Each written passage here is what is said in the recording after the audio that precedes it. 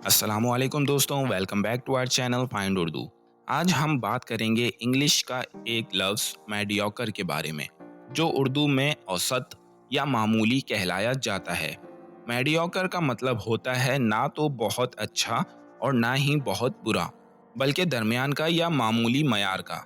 मिसाल के तौर पर, अगर हम किसी स्टूडेंट की कारकर्दगी की बात करें जो ना तो क्लास में सबसे आगे है और ना ही सबसे पीछे, बल्कि दरमियान में है, तो हम उसे मेडियोकर कह सकते हैं। The movie was quite mediocre, neither exciting nor boring. Film बिल्कुल औसत थी, ना तो दिलचस्प थी और ना ही बेजार कुन। तो दोस्तों, उम्मीद है अब आपको मेडियोकर का मतलब समझ में आ गया होगा। मिलते हैं नेक्स्ट वीडियो में। शुक्रिया।